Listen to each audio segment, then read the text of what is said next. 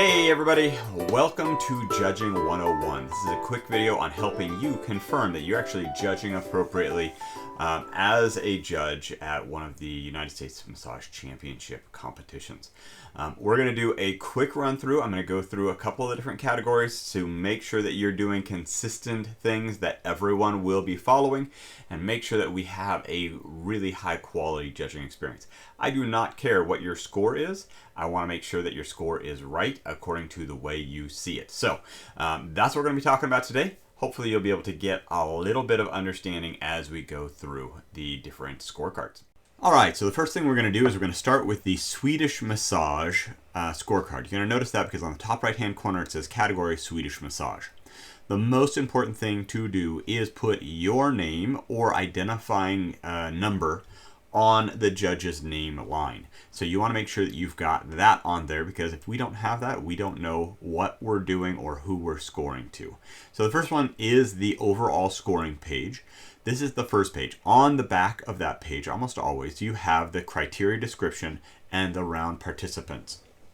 And this back page is very supportive for you. You're going to notice that it says technique, ergonomics, flow, innovation, client contact. These are the steps and the categories on the other page for your scoring card. However, round participants, you want to be putting table 1, who's the massage therapist and who's the client. As you go through, you're going to see 1 through 6, 7 through 12. In most state championships, you're not going to have 12 participants. In some of the World Massage Championships, you actually have 2 or 3 pages. So you definitely want to be conscious of that you're keeping the right person on the right table. Why do we need the client? It's important to be able to know, if you know the client but don't know the massage therapist, you're at the right table and judging for the right thing. Now, let's go into that other category here. So this is your scorecard. Your scorecard is very important. On the top, it says table number. I always write on the table number the name of the massage therapist who's at table 1. And then if I'm judging more than one category, which sometimes it happens, most of the time it doesn't, but if you're judging more than one category at one time, you want to put the name of the person and what category. For Swedish massage, I put SW. For sports, SP. For Thai, TH. And going all the way through for facial F, obviously, those types of things to give you a consistency, to make sure that you know if they have 2 categories that are mixed in. For example, 1 is Swedish and 2 is sports, 3 is Swedish, 4 is sports. Now you actually have to be judging on multiple score sheets, but multiple categories. As I said, remember, Swedish is this first page. So this judging sheet is specific to Swedish. Each of the different categories have different points scale. So you're going to see technique is 1 through 20, ergonomics is 1 through 20, flow is 1 through 20, innovation is 1 through 10, and client contact is 1 through 15. So let's talk about each of those before we go. So for technique, how many techniques did they use? Did they use all of them? Did they go through in Swedish? Did they do Eflerage, Petrosage, Fishbone vibration, and tap open? Did they do Swedish gymnastics? These are all different techniques that are very important to be conscious in the Swedish category. Variation of these. Did they only use vibration the entire time? Did they only use Eflerage the entire time? Or did they do the right processing through? And then composition. So combination of techniques, movement, did they follow the process right? Did they not go to deep cross fiber friction and then do vibration and then do effleurage? No, you have to know that you're warming up the tissues superficial to deep, as an example. Ergonomics, table adjustment. Was their table the right height? Bodywork power transmission. So are they leaning into it? Are they actually using the body as their core pieces? Body alignment, making sure that they're aiming towards the body and doing the right things so that they're not harming themselves. And then client positioning. Were they using the right client position or an appropriate client position for the technique that they were doing? Or were they trying to reach in an abstract way? So that's all ergonomics. Flow and rhythm. Transmission, etc., grip and grip to grip, hand to tool. Did they flow between their hand and their tool, if they have a tool? If they are not using a tool, did they flow between one stroke to the next stroke as they were going through the system? And then work, treatment and treatment time frame, making sure that they actually didn't spend 40 minutes on one body part and then try and do the whole rest of the body in the last 10 minutes. Being conscious of that. Innovation, developing a new move, a new grip. Innovation really can go through many different things, unique styles.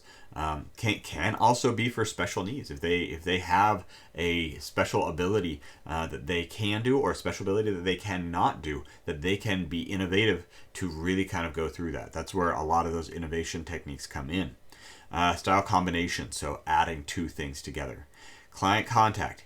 This one is very big for me. Insight and empathy. So were they communicating with the client? Technique versus client. Were they listening to the client, and if the technique didn't fit them, did they transition that? Did they create something? Pressure versus depth with the client. Making sure that they're connecting, communicating about what the difference are between pressure and depth, and making sure that they're connecting with them on a regular basis. Therapist, workwear, tool, application, client strapping. This is their hair draping on them? Are their clothes rubbing against them? There's so many other pieces there.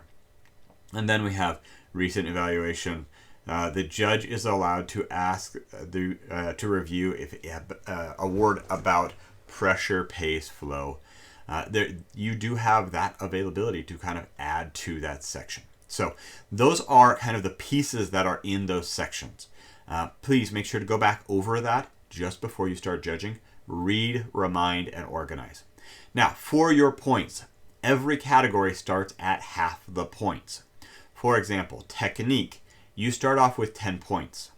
For ergonomic, because it's a total of 20. Ergonomics, you start off with 10 because it's a total of 20. Flow, you start off with 10 for a total of 20. Innovation, you start off with 5 for a total of 10. And client contact, you start off with 7 or 8, depending on how lenient you are, for a total of 15. You have a total of 85 points that you're getting. You do not want to be starting with giving someone 100% of the points and then seeing if someone gets better. That's not going to be safe. So, for using the scorecard, you are going to not put numbers in here during the judging. During the judging, you're going to be putting in pluses and minuses. So, on table 1, you have Susie on table 1 who's doing Swedish massage. You see that Susie does effleurage, petrissage, friction, vibration, and tappement, and she does it really well. You're giving her a couple of pluses, depending on how well she does and what you think about her technique. Our ergonomics, you're seeing that she is mostly standing upright. She has a little bit of a lag that she's just kind of leaning into. And so you give her a plus, but you give her 2 minuses because you see her kind of straining her back and straining herself to try and get through the process. On flow, she has a good flow, but she's distracted because of the judging. Maybe you give her 1 plus and 1 minus. Innovation. You see that she has tried this new technique that allows for stretching and effleurage at the same time, so you give her an extra plus there. And then client contact. She's engaged with the client. She's asking the client about pressure. She's talking to them. So you give her 3 pluses here. Okay. So with that technique, you're taking that initial 10 points and adding and subtracting from that score. So for example, they may have started with 10. They got 2 pluses and a minus. So the plus and the minus counteract each other, and so you have 1 plus. So Susie would get an 11 in technique. Ergonomics, we talked about ergonomics. She had a couple of problems there, and so she's in a more negative. So instead of 10, she gets a 9 on ergonomics. This is after you're done with the scoring. You've already got done with the judging. Now you're into the scoring process. So you have all these pluses and minuses across the board for all the people that you're judging, and then you take 10, add and subtract for person 1, add, subtract for person 2. So you're judging technique, then you're scoring for technique, and then you score for ergonomics, then you score for flow, then you score for innovation, then you score for client contact. Now you take Susie's score and you add them from top to bottom. Your total score cannot exceed 85. That is a perfect score is 85. Because we're starting at halfway, really about a 40 to 50 is what you'll usually see in your grading scores. You may have someone who does an extremely great job and do 60s, 70s. If you get someone an 80, you should be like, wow, that person was the bee's knees, the rock star of all rock stars. From here, when you're entering your points, the counter may actually have a QR code for you to enter your points on a survey. That ability to go in and to enter those surveys, they're going to ask you for technique, ergonomic, flow, innovation, client contact. They're not going to ask you for total score. This is going to auto-calculate. They're going to confirm from your paper to their Excel spreadsheet that the total scores were correct, but they're going to go by the calculation that you put on the sheet. So just be conscious of that as you're going through, that you're making sure that you're calculating each of these categories right. As you go in, they're going to actually go through and confirm before they actually enter everything into the system. I wanted to show you a couple of these other categories that we have. So as a reminder, the total points for each category changes. This one is the Thai massage, not Thai.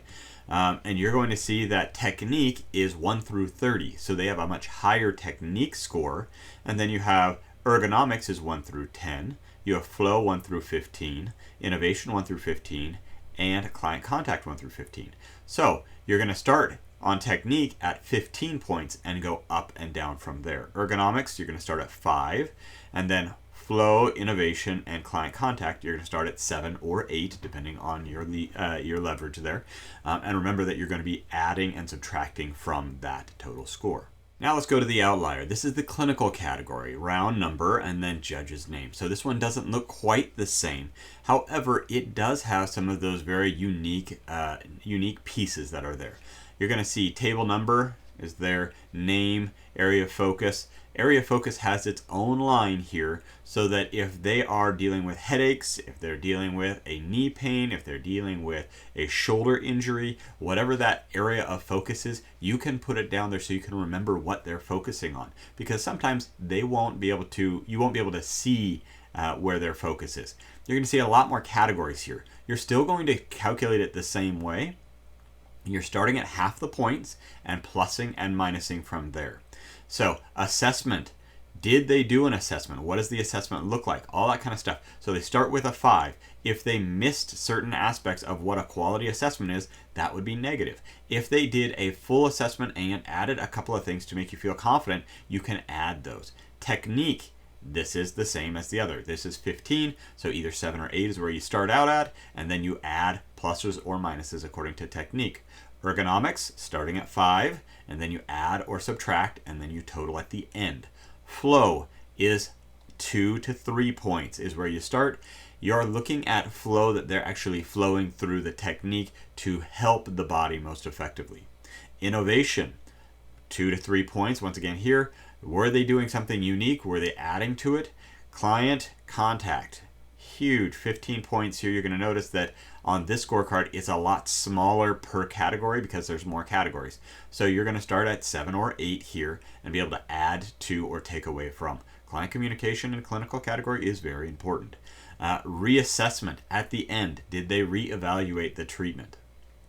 And then recipient debrief. So they're going to be asking the recipient how they felt. What did they get the thing that they were asking to have worked on, focused on? Did that change? What were the results? So that's going to go there. And then therapist debrief. This is an opportunity for you to talk to the therapist after the service, to talk to them about their service. These are all important. You will not put any score in the recipient debrief and therapist debrief until after the service. So you will probably have all of these calculated beforehand, and then you're going to ask the client, hey, how was that? You're going to ask the therapist, what was it that was your focus? There's specific questions that are there, and then you'll be able to total up all of those points. All right, so remember, if you ever have any questions, go to your lead judge. if you have any questions about your score, about your sheets, about what you're doing, definitely ask. Don't assume, and don't ask the participants.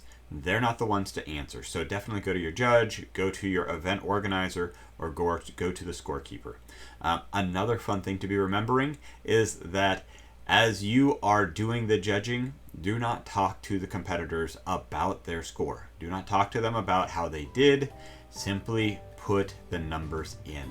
You do not want to be falsely leading people. You don't want them having a negative experience or potentially thinking they did better or worse than they did. All right, enjoy your judging, and hopefully we'll be able to see you judging real soon. Thanks, guys. Bye-bye.